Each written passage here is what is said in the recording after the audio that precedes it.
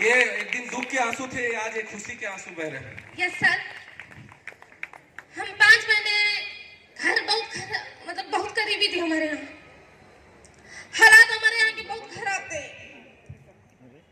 हमारा घर गांव में सबसे गरीब घर माना जाता था।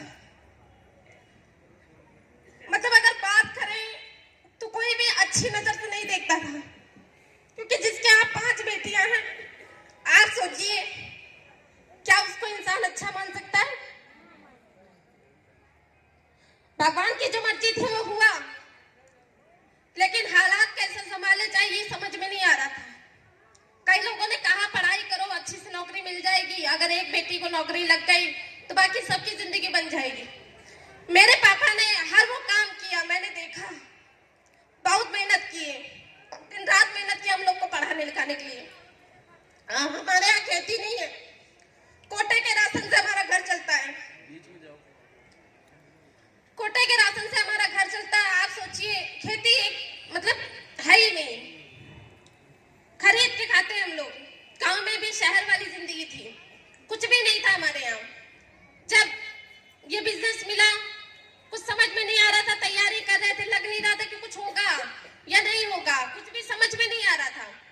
लेकिन आपको बताना चाहेंगे, जहां तैयारी कर रहे थे, कई लोगों ने कहा नौकरी तो नहीं लगी, लेकिन एक आस थी, एक चीज भगवान कहते हैं कि जहां चाह है वहां राह है। यस या नो?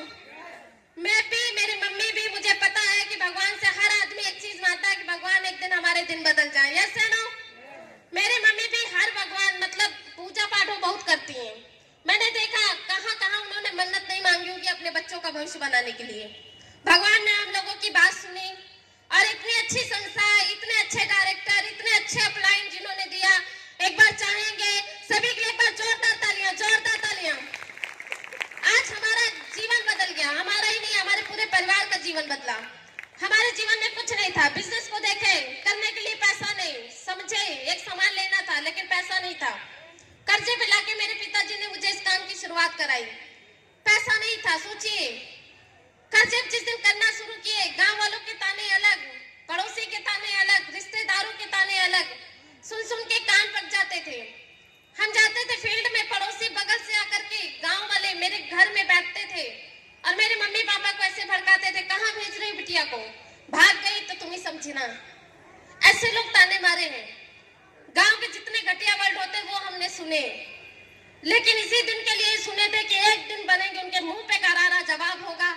और आज सच्चाई बताएं, जो लोग कहते थे कि कुछ होगा नहीं, जो लोग कहते थे कि लड़कियां कुछ कर नहीं सकती, आज उन लोगों के मुंह पे करारा जवाब है, क्योंकि पूरे गांव में एक नाम चलता है, चाहत गुप्ता। आज ये मिसाल बन गया है। सिर्फ बना तो इस संस्था की वजह से, बना तो रूट प्योर की वजह से, बना तो डायरेक्ट सेलिंग की वजह से, बना तो अपलाइन की वजह से।